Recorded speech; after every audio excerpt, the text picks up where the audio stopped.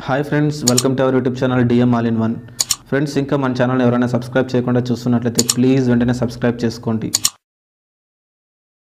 Nandamuri నటసింహం MPK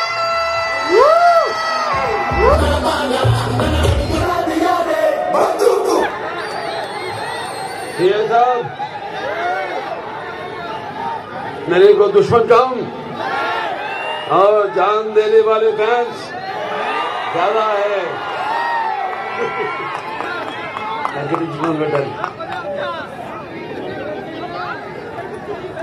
Rayalaseema का नाम सुना? वो मेरा अड्डा.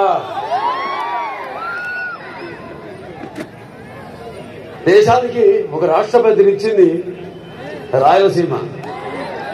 అవిభక్త ఆంధ్ర రాష్ట్రానికి 6 ముఖ్యమంత్రులు ఇచ్చింది రాయలసీమ. తెలుగు జాతి కోసం పిడికిలి బిగించిన ఒక మహనీయుడిని గుండెల్లో పెట్టుకుంది రాయలసీమ. ప్రపంచ పటంలో మన ఆంధ్ర రాష్ట్రాన్ని విజనరీ చేసింది ఒక రాయలసీమ. ఇది రాయలసీమ కాదు,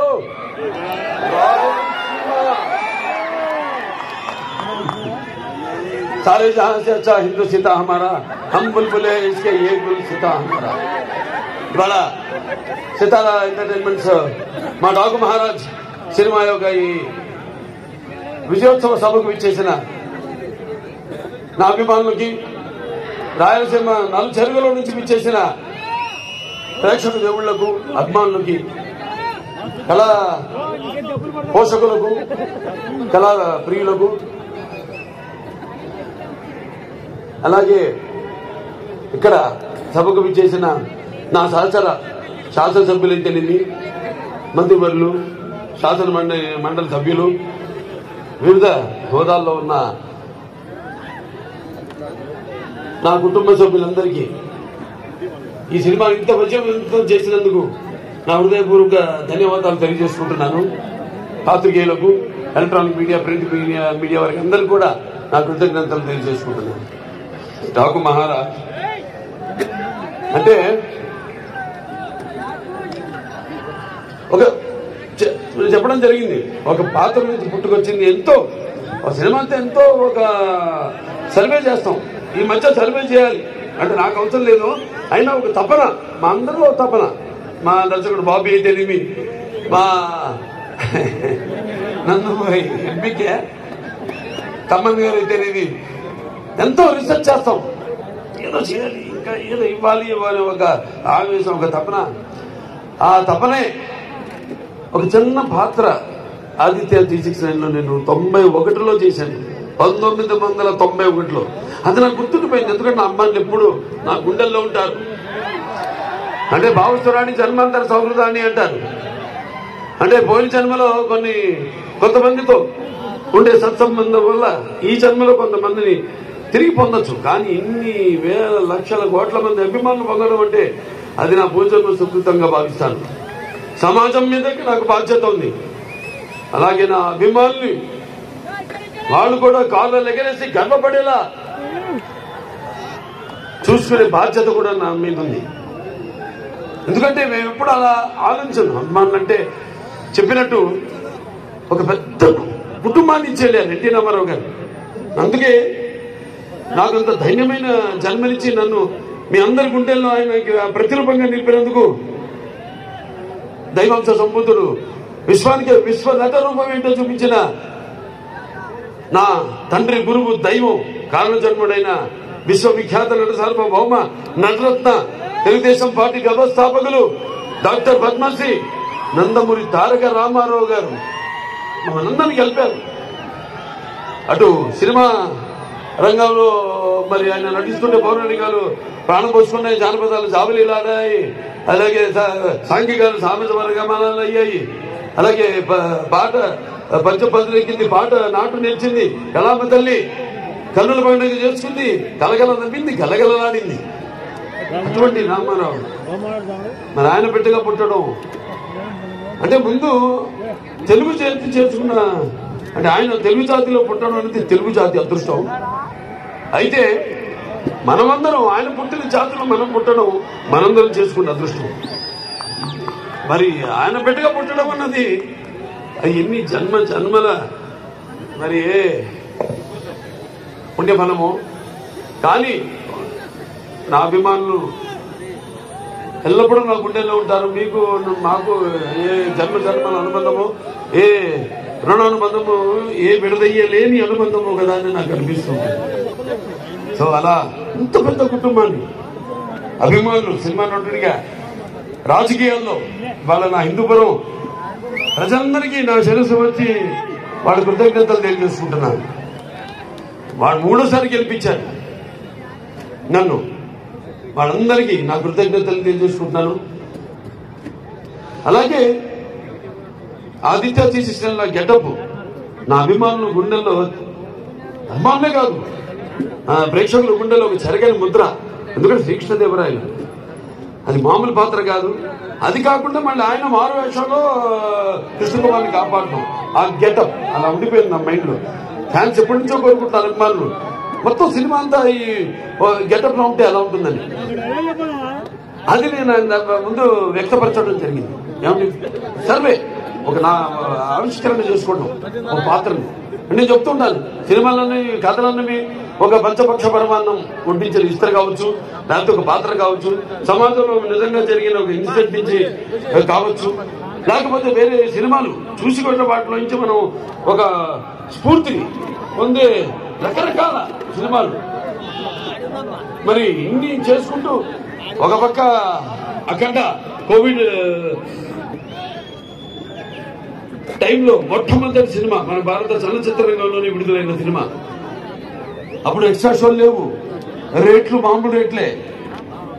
అటువంటి తరుణంగా సినిమా రిలీజ్ చేయడం, దాని తర్వాత వీరసింహారెడ్డి, తర్వాత నేలకొండ భగవంత్ కేసరి, ఇప్పుడు డాకు మహారాజ్. మీ అందరి డాకు అంటే దొంగ, ఎవడు కృష్ణుడు, బాలకృష్ణుడికి. మరి బాలకృష్ణుడు అంటే ఎవరు? అందరు గుండెల్ని హరించేవాడు, దోచేవాడు. ఒక్కడిని కాదు, ఒక్కడి వల్ల కాదని అసంభవం. దానికి కొన్ని సినిమాలకి అద్భుతాలు దొరుకుతాయి అంతే. నేను ఎప్పుడు అంటూ ఎన్టీ రామారావు పుట్టడం నుంచి ఆయన సినిమాలు అయితేనేమి, ఇప్పుడు నేను చేసిన ఈ 4వ విజయం. మరి ఇంతమంది నాన్నగారు అనేవాడు, సమాజమే దేవాలయం, ప్రజల దేవుళ్ళు, అందులో నేను ఒక దేవుడిని. అలాగే నా తెలుగు ప్రజలకి నేను ఎందుకు ఎప్పుడు రుణపడి ఉంటానంటే, ఎప్పుడు అంటారు శత్రుశేషం, రుణశేషం అగ్నిశేషం ఉంచకూడదని. అలాగే మీ శేషం ఈ జన్మకి తీరదు. ఈ రుణం చేస్తానే ఉంటా. నాకు కొన్న ఊపిరి వరకు మంచి సినిమాలు అందించిన మంది సందేశాత్మక చిత్రాలు, కేవలం వినోదం కాదు. కళ్ళు మూసుకుంటే కలిది కళ, కళ్ళతో అభినయించేది కళ, అలాగే నిద్రపోతున్నప్పుడు కలిది కళ, నిద్రపోతున్న సమాజాన్ని మేల్కొల్పేది కళ. అన్ని రకాలుగా మంచి సందేశాలు ఇస్తూ ఇంకా వైవిధ్యమైన పాత్రలతో. కొంతమంది అంటుంటారు, ఏం చూసి బాలకృష్ణతో పొగరండి, నన్ను చూసుకునే నాకు పొగరైన పొగరంట. అన్ని తెలుసా వీటికి అనుకుంటారు. నన్ను నేను తెలిసే కంటే గొప్ప విద్య లేదని ఒక సవాలుగా నిలబడతా. ఎవరిని చూసుకుని తను అంత ధైర్యం అంటారు. నన్ను నాలో ఉన్న మానవత్వ, నాలో ఉన్న వ్యక్తిత్వాన్ని చూసి ఆ ధైర్యం అక్కడి నుంచే. నాలో ఉన్న వ్యక్తిత్వం అంటే ఒక పట్టుదల, కేవలం సినిమాలే కాదు, ఒక జీవితాన్ని కూడా ఏమిటో ఒక అర్థం చేసుకోవాలనే ఇంకొక తపన.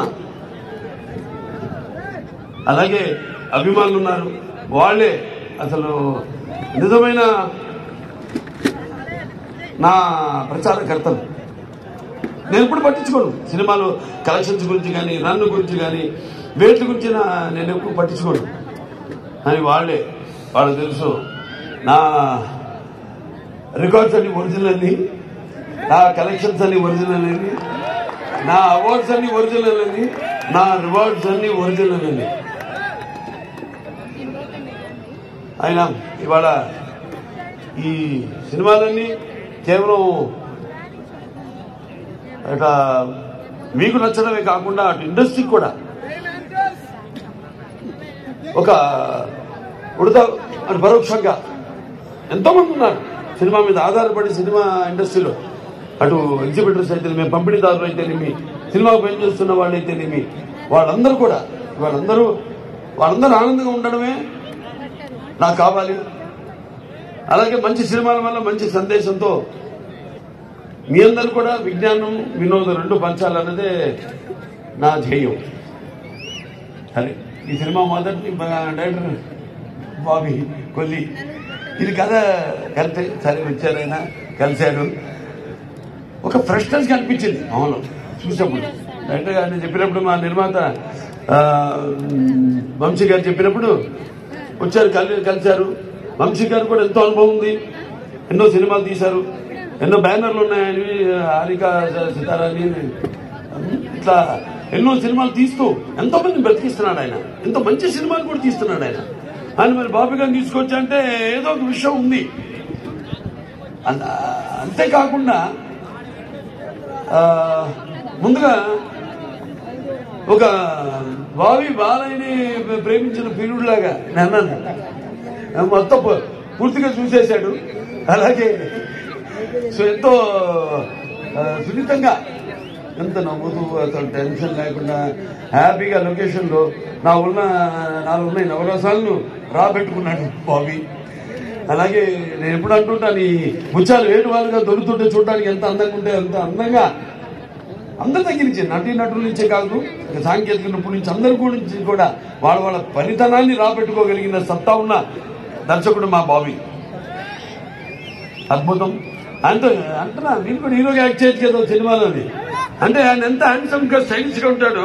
నన్ను కూడా మొదటి భాగంలో అంత స్టైలిష్ గా అంత అందంగా చూపించింది. అంత అందంగా కనపడడానికి కూడా మళ్ళీ కారణాలు ఉన్నాయి. వేషధారణ, ఆహార్యం, మరి వాచకం, ఇవన్నీ ఉంటాయి. నన్నంత అందంగా చూపించిన మేకప్ మహేష్ ఉన్నాడు, ప్రొడక్షన్ మేనేజర్ అశోక్, కుర్రా నుంచి కూడా సురేష్, అందరూ కూడా. అంటే నేను పొద్దున వెళ్ళిపోతాను, ముహూర్తాలు చూసుకుని వెళ్ళిపోతాను. ఆ టైంకి పక్క చలి, ఆ చలిలో వద్దర మీరందరూ ఉండదు అక్కడ, నేను వెళ్ళిపోయి వాడు 10ంటికి షాట్ చెప్పారు, నేను రెడీ అవుతానంటే ఉండి టెన్షన్గా వాళ్ళు కూడా బయలుదేరి ముహూర్తాలు పెట్టేవాళ్ళు. బయలుదేరి రండి చెప్పినట్టుగా నేను బయలుదేరిన ముహూర్తాలకి వాళ్ళు బయలుదేరారు. ఏం చేస్తారు అలా. సరే, ప్రతి ఒక్కరు అందరూ కష్టపడ్డారు. ఇక మా తమన్ గారి నుంచి వచ్చాక ఏం చెప్పగలరు, ఏం చెప్పలే, ఏదో అంటాను. సప్త సాగర సంఘర్షణ తరంగ జ్వలిత శబ్దోద్భవ మాదిరి శబ్ద స్వరాలైన కనకమ్మ ప్రజని సంగీత సాహిత్య ముందు గీతాలు వినడానికి మరి భాషా భేదం కానీ, ఆరంభంగా తేడా కానీ, లేకపోతే పడిత బామరాది పట్టు విడుపుడుపు కానీ, ధనిక దారిద్రాది తారతమ్యములు కానీ, దురభిమానులని అడ్డకట్టలు గోడలు కానీ ఉండవని నేను ఇప్పుడు చెప్తుంటాను. ఆనాడు మనం చూసాము, చదివాం. ప్రతి సృష్టికర్త అయిన విశ్వామిత్రుడే తపస్సురించి నిజ జీవితానికి వచ్చాడని. అలాగే శ్రీకృష్ణుని వేణు గానానికి ఆవుల మందం, గోవుల మందం మేపు మాని మోకరిలైంది. అలాగే నేటికి నాదస్వర సంగీతానికి నాగబావులు బడగలు ఎత్తి ఆడడం చూస్తున్నాం. అంటే సంగీతంతో హిట్ అయితే సినిమా హిట్ అయినట్టే, సంగీతం హిట్ అయితే. ఈయన సినిమాలు హిట్ అవడం కాదు, బ్లాస్ట్ అవుతున్నాయి ఎక్కడికక్కడ, ఊఫర్లు, స్పీకర్లు. సరే, ఏదైనా సినిమా అర్థం చేసుకోవడం. మీరు సినిమాకి మామూలుగా పందాలు నిర్వర్తించడం మీరు బాధ్యత, అది బాధ్యత కాదు. కానీ ఇక్కడ బాధ్యత. ఇంత కంటెంట్ ఇస్తున్నాం, ఇచ్చినప్పుడు దానికి స్పందన ఎలా ఉంటుందనేది జనం నుంచి కాదు, ముందు మా నుంచి రావాలి స్పందన. మాకు కలగాలి స్పందన. ఏంటి ఈ సినిమా, ఎక్కడికి వెళ్తుంది ఈ సినిమా, ఎక్కడ తీసుకెళ్తారు ఈ సినిమా అనేది. అటువంటి అద్భుతమైన పాటలకే కాదు, అటు బ్యాక్గ్రౌండ్ మ్యూజిక్ అసలు బాక్స్ బద్దలైపోయేలా, స్పీకర్లు బద్దలైపోయేలా అద్భుతమైన సంగీతాన్ని, బాణీలను సమకూర్చిన మా తమ్మునికి నా ఆశీస్సులు తెలియజేసుకుంటున్నాను. అలాగే మా కెమెరామెన్ గారి గురించి చెప్పాలి, విజయ్ కార్తిక్ కన్నన్ గారు, అద్భుతం అసలు. Sir, thank you very much, super. అసలు ఆ విజువల్స్ చూస్తుంటే అందరూ ఏంటి హాలీవుడ్ సినిమా చూస్తున్నామా ఏంటండి అసలు సంబరాశ్చర్యాలకి గురై అసలు అటు నన్ను అందంగా చూపించడమే కాదు విజువల్స్ కూడా ప్రతి సన్నివేశాన్ని కూడా తన రైటింగ్ మ్యాజిక్తో బ్రహ్మాండంగా అసలు అద్భుతంగా చిత్రీకరించారు ఆయన. అంటే ఒక డైరెక్టర్ ఒక అనుకుంటే ఒక ఐడియా దాన్ని ఇంప్లిమెంట్ చేసేది కెమెరామెన్. ఒక భార్య భర్తల అనుబంధం లాంటిది, ఒకళ్ళు అర్థం చేసుకుంది. బాబీ గారు షార్ట్ చెప్పేసేవారు అంతే హ్యాపీగా, ఏదో విజయ్ కార్తిక్ అన్నన్ గారి ఇది షార్ట్ అని ఇటు కూర్చునేవారు అంతే. ఇక ఏదో చేసి మనిషి చేసి ఇటు అటు ఇటు ఎప్పుడు కూర్చున్నారు గాను, ఎప్పుడు యుద్ధ ప్రాతిపదికల మీద ఎప్పుడు అటు ఇటు ఇటు అటు ఆయన ఆయన అసిస్టెంట్స్ ఇద్దరు అబ్బాసు మన సర్విన్ వాళ్ళు చాలా అద్భుతంగా చిత్రీకరించారు ఆయన. ప్రతి ఫ్రేమింగ్ అయితేనేమి visuals and hats off Yugandhar graphics అద్భుతంగా శాండ్ స్టామ్ నుంచి రావడం ఏంటి, ఆ డైలాగులు అసలు అద్భుతంగా ఎవరు మన వినీతు చక్రి అండ్ మోహన్ కృష్ణ గారు, నందు భాను అద్భుతం. అసలు డైలాగ్ అమ్మాయి చెప్తుంది ప్రజ్ఞా జైస్వాల్ నాకు ఇంట్రడక్షన్ ముందు, కడుపులో ఏడి ఎక్కడ అంటే చూపిస్తారు మనం ఉన్న చోటే అంటే అవునరా కడుపులో ఉన్న బిడ్డ తన్ని అడుగుతున్నాడు నా తండ్రి అని చూడని వెనకాల ఇసుగా మనుషులు చీల్చుకుని వస్తున్నాడు అని కానీ అద్భుతం విజువల్స్. అది ఎక్స్ట్రాడినరీ గ్రాఫిక్స్. దాని తర్వాత ఇక మా ఎడిటర్స్ ఉన్నారు రూబెన్ అండ్ నిరంజన్ గారు అద్భుతం. అంటే చెప్పారు తమన్ గారు చెప్పారు, చాలా బాగా చెప్పారు. మేమే కాదు అక్కడ ఇంకో ఉన్నాడు మ్యూజిక్ డైరెక్టర్ ఉన్నాడు. జనం కూడా థియేటర్లో యుద్ధ ఏమంటాం రణగొండ ధ్వనిలాగా మ్యూజిక్ ఇస్తే గుండెపోటు వచ్చే పోతాడు. అలా కాకుండా ఎక్కడ స్పేస్ ఆ కూర్చొని ఎంత గ్యాప్ ఇవ్వాలి, వాళ్ళకు కూడా విశ్వాసాలు తీసుకునే సమయం ఇవ్వాలి మనం అని ఎంతో అద్భుతంగా ఎడిటింగ్. అంటే ఎడిటింగ్ కూడా ఇప్పుడు కెమెరామెన్ డైరెక్టర్ ఎలా ఉన్నానో ఎడిటింగ్ కూడా అలాగే వాళ్ళ డిస్కషన్ ఉంటుంది, వాళ్ళు కొట్లాడుకుంటారు. ఎన్నో జరగాలి, నాకు ఎప్పుడు అలాగే జరగాలి. వేడి కొట్టించాలి. ఏదైనా సంవత్సరాలు తీయడం ఎన్నో నవలు కాదు, వచ్చింది మంచి తాటు తదేమో ముహూర్తం మొదలు పెట్టారు అంతే. దాని మీద దాని గురించి ఇంకో పక్కనాడు ప్రమేయం మన మీద పడిందంటే అయిపోయినట్టు, అది ఆడినట్టే. అంటే మనం అనుకున్నాం ఒక కన్విక్షన్ వెళ్ళిపోవడం ముందుకి. అలాగే మా వెంకట మాస్టర్ ఫైట్ మాస్టర్ అద్భుతంగా పోరాటాలు చాలా అద్భుతంగా అసలు కొత్త వెరైటీగా నాకు బాగా నచ్చింది. ఏంటంటే చివరిలో మా డిస్కషన్ జరిగింది. అంటే డిస్కషన్ జరలా క్లైమాక్స్ వరకు ఏదో అనుకున్నాం బీభత్సంగా భయంకరంగా అద్దాలు పగలు కొట్టుకుని గుర్రాలు కూడా అద్దాలు పగలు కొట్టి రాజ్పుట్ ఆ స్టైల్లో అనుకున్నాం. ఏమన్నా డైరెక్టర్ గారికి బాబు తీసాం కొన్ని షాట్లు తీసిన తర్వాత ఏళ్ళు పాపలా అది వస్తుంటుంది మొదట్లో వచ్చినట్టు ఇది ఎలా చూస్తుంది. అక్కడి నుంచి హీరో మీరు ఎంటర్ అవుతారు, ఆ సలైన్ బట్టలతో అది ఎంటర్ అవుతారంటే స్టార్ట్ ఎక్స్ట్రా కూడా అల్లా ఓకే అలాగే అని వెళ్ళిపోయారు కూర్చున్నాను. తెలిసిపోయింది మనం మేమేమనుకుంటాం తెలుసు రేపు ఎలా ఉండబోతుందో రెస్పాన్స్ అంతే. గమ్మని వెళ్ళిపోయి కూర్చున్నా అంతే. బయట హ్యాపీగా కూర్చుని మోహన్ కృష్ణ గారిను అట్లా పిలిపించుకునేదో జోకులు వేసుకుంటూ మాట్లాడుకుంటూ. అలాగే మా డైరెక్టర్ గారి డిపార్ట్మెంట్ ఉంది, డైరెక్షన్ డిపార్ట్మెంట్. కాంతి గారు అయితేనేమి, లేకపోతే సోమరాజు గారు వచ్చారు.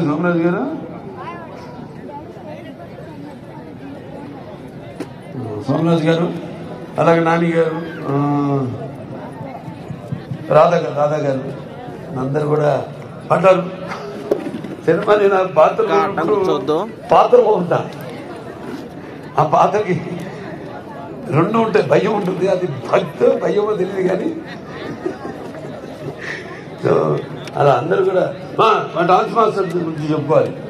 శేఖర్ మాస్టర్, శంకర్ మాస్టర్ చాలా అద్భుతం, బ్రహ్మాండంగా దబిడి శేఖర్ మాస్టర్ అందరూ కూడా ఇస్తాడు. ఇక మిగతా పాట కూడా ఏదైతే ఒక్క పాటే ఉంది, అది ఐటమ్ పాట కూడా కాదని యాక్చువల్గా క్యారెక్టర్ అక్కడ ఒక పాత్ర ఆవిడది కూడా. అలా అందరూ ఇంకా మా హీరోయిన్ గురించి చెప్పాలి. మా ప్రజ్ఞా ఈశ్వరన్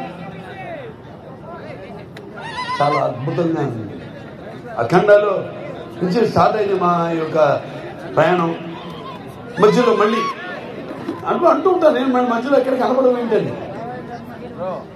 ఆర్టిస్ట్ నటుడు అన్నవాడు ఇప్పుడు ఒక నిత్యావసర వస్తువు, అంటే ఎవ్రీడే కొమాడిటీ. అంటే మరి వీళ్ళందరూ చాలా సెలెక్టివ్ ఆర్టిస్ట్. అది కూడా మంచిది ఒక రకంగా. ఎందుకంటే అప్పుడు చూసిన ప్రజ్ఞ ఏంటి అఖండాలో, ఇప్పటికీ అలా ఉంది. మరి రెండు క్వాలిటీస్, అటు నటన ఇటు అందం, రెండు తలపోసుకుని ఒక ప్రజ్ఞ చేసేవాళ్ళు. అలాగే ఈవిడ మా శ్రద్ధ శ్రీనాథ్ ఫైర్ బ్రాండ్ అని చెప్పాలి యాక్టింగ్ లో, ఫైర్ బ్రాండ్. ఆవిడ పాత్రలు అలాగే వస్తాయి, ఆవిడ తగ్గట్టుగా ఉన్న టాలెంట్, ఎమోషనల్ క్యారెక్టర్స్ చాలా అద్భుతంగా అసలు ఆ పాత్రలు. అయితే డైరెక్టర్ గారు చెప్పారు, సునామీ వచ్చేటప్పుడు అదే వచ్చే ముందు సముద్రం ఎలా ఉంటుంది నిశ్శబ్దంగా, అలా పాత్ర అంత నిశ్శబ్దంగా ఉండి ఎలా అసలు ఏ లెవెల్కి, దానికంటే స్కైస్ లిమిట్ అంటాం, అంటే లార్జర్ లైఫ్ అంటుంటాను నేను, ఎప్పుడప్పుడు వాడుతుంటాను ఆ పదం. సో అక్కడికి అంత బాగా పెర్ఫార్మెన్స్ చేసి ఆ పాత్రకి అంత న్యాయం చేసింది ఆవిడకి. అండ్ ఇద్దరికి ధన్యవాదాలు తెలియజేసుకుంటున్నాను, అభినందనలు తెలియజేసుకుంటున్నాను. అలాగే మేము ఊర్వశి రౌతేలా ఒక షాట్ చేశాక తప్పని అంటాం, బాగా చేసిన నువ్వు బాగా చెప్తుంటే ఈసారి అడిగే డైరెక్టర్ కొడతాడు, నేను జాగ్రత్త బాగా చేసామంటున్నా కదా, బాగుంది, ఇంకా ఇంతకంటే చెడగొట్టు షార్ట్ నెంబర్ తల్లి అనేవాడిని. అది తప్పన పాత్ర కూడా తందు కూడా ఎక్కడెక్కడ పాత్రలను వాడుకోవాలి కూడా సరిగ్గా డైరెక్టర్ గారు వాటిని పెట్టి, పాటలు అయితే ఇక సరే చెప్పక్కర్లా, దబిడి అందరూ కొట్టేసి ఎంతో కష్టపడింది. ఒక టేక్ అయిన తర్వాత కూడా మళ్ళీ ఇంకోటి ఇస్తానని ఓ తపన. అలాగే బాత్కోలేదు. ఆ తర్వాత మన రైటర్స్ అనంత శ్రీరామ్ గారు, కాసర్ల శ్యామ్ గారి గురించి కూడా చెప్పాలి. ఎంత అద్భుతమైన లిరిక్స్. రియా పాడింది నా పాట, కానీ వింటున్నప్పుడు ఆ పాట సినిమా అయిపోయింది, చేసేసాం మన పాడడం అయిపోయింది, కానీ కళ్ళు చెంపకిల్లే ఆ పాట పాడుతున్నప్పుడు. సినిమాలు కూడా అంతే, ప్రతి వాళ్ళు ఆడ మగ తేడా లేకుండా అందరూ కన్నీళ్ళు లేకుండా ఎప్పుడు బయటికి రాట్లా థియేటర్లో నుంచి. అంటే అంత అద్భుతంగా పాత్రలు ఒక చరిత్ర సృష్టించింది ఈ సినిమా. చిరస్థాయిగా నిలిపోయే సినిమా అది. చిరస్థాయిగా నిలిచిపోయే సినిమాలు చాలా తక్కువ, అలా వెళ్ళిపోతుంటాయి మేఘాలు. కానీ ఇది అలాగా మనం ఎన్నుకున్న సినిమాల గురించి చెప్పుకుంటాం. చిరస్థాయిగా ఆర్కైవ్స్ లో దాంట్లో ప్రిజర్వ్ చేస్తున్నారు, మాయం బజారు. నా అదృష్టం నేను చేసిన కొన్ని సినిమాలు అట్లా చిరస్థాయిగా, ఒక సమరసింహారెడ్డి కావచ్చు, నరసింహనాయుడు కావచ్చు, ఒక మంగమ్మ గారి మనోడు కావచ్చు, సింహ కావచ్చు, లెజెండ్ కావచ్చు, అఖండ, ఒక వీరసింహారెడ్డి, ఒక నేలకొండ భగవంత్ కేసరి, ఇవాళ ఒక డాకు మహారాజ్ సినిమా నేను గర్వంగా చెప్పుకుంటాను. అంటే రుణం తీర్చుకోవడం రకరకాలుగా నేను చెప్పాను ఇందాక.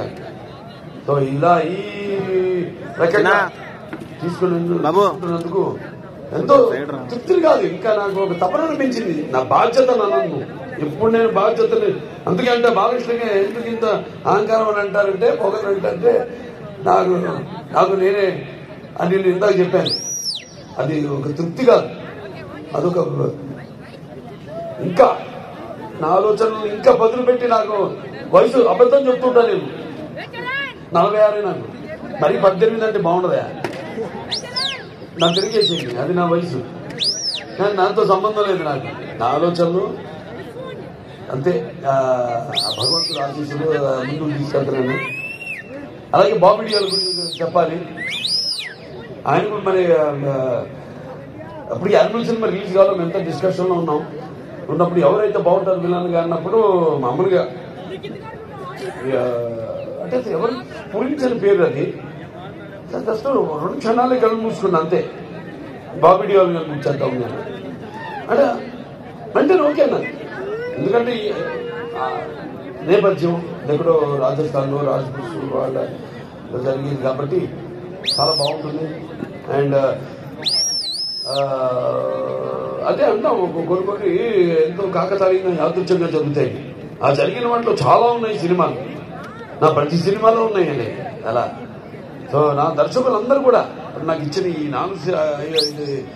నాలుగు సినిమాలు స్టార్టింగ్ విత్ బోయపాటి శ్రీనివాస్ గారు, దాని తర్వాత మల్లేని గోపిచంద్ గారి తెలివి, దాని తర్వాత నా అనిల్ రావుపూడి గారి తెలివి, మన బాబీ గారి తెలివి, అందరూ నాకు నా అదృష్టం. అటువంటి సోల్జర్స్ దొరకడం అనేది నాకు నా అదృష్టం. సో ఇంకా పేరున అందరు కూడా సినిమా పనిచేసే ప్రతి ఒక్కరికి, కార్ డ్రైవర్ నుంచి ప్రొడక్షన్ మేనేజర్స్, మాకు చెప్పిన వంట వండి పెట్టిన వంట వాళ్ళకి అంటే ఒక సినిమా మీరు అంటే మీరు చూస్తారు సినిమాలు థియేటర్లో, కానీ అక్కడ కష్టపడే వాళ్ళు ఎంతో మంది పొద్దున 3:30 నుంచి మొదలవుతుంది. రాత్రి మనం 8 దాకా అంటే 8 దాకా పనిచేస్తాం, చేసుకుని ఎంతో ఉంటుంది. ఈ సినిమా తొందరగా విడుదల చేయాలి, సినిమా అయిపోయిన తర్వాత అదొక టెన్షన్. జనం పెట్టుకోను, జనం అందరికి ఉంటుంది, వాళ్ళతో పాటు పంచుకోవాలి. ఏంటంటే ఒక మంచి సినిమా చేసాం, మరి విడుదల సిద్ధంగా ఉంది, విడుదలైతే దాని రెస్పాన్స్ ఎలా ఉంటుంది అని ఎదురు గంటతో కళ్ళు కాయలు కాచేలా ఎదురు చూస్తున్న వాళ్ళందరూ, ఇటువంటి మంచి ఘన విజయాన్ని ఇచ్చిన ప్రేక్షక దేవుళ్ళందరికీ మళ్ళీ మా వెన్ను తట్టి ఇలాంటి మంచి సినిమాలు ఇవ్వండి అని మమ్మల్ని ప్రోత్సహించినందుకు మీ అందరికీ నా కృతజ్ఞతాభివందనాలు తెలియజేసుకుంటూ మరొకసారి ముఖ్యంగా నా అభిమానులు మరొకసారి రాయలసీమ 4 చెరువుల నుంచి వచ్చారు, ఇక్కడికే కాదు పక్క జిల్లాల నుంచి కూడా వచ్చారు, పక్క రాష్ట్రాల నుంచి కూడా వచ్చారు. అందరికీ జాగ్రత్త. అందరు కూడా తిరిగి ఎవరైతే బయట ఊళ్ళ నుంచి వచ్చారో, పక్క రాష్ట్రాలు అటు జిల్లాల నుంచి వచ్చారు, అందరూ కూడా క్షేమంగా మేళకెళ్ళండి. అలాగే ప్రింట్ అండ్ ఎలక్ట్రానిక్ మీడియా వాళ్ళందరూ కూడా నా కృతజ్ఞతలు తెలియజేసుకుంటున్నాను. అలాగే ప్రత్యేకంగా పోలీస్ శాఖ వారికి నా కృతజ్ఞతలు తెలియజేసుకుంటున్నాను. నా అభిమానులు అంతా ఎప్పుడు సుశిక్షితులైన అభిమానులు ఘన విజయాన్ని అందించినందుకు అందరికీ పేరు పేరున నా కృతజ్ఞతలు తెలియజేసుకుంటూ నేను సెలవు తీసుకుంటున్నాను.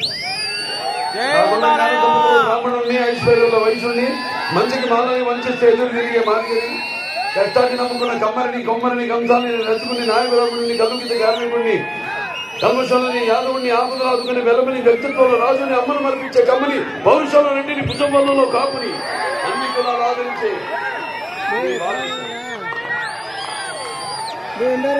పైకి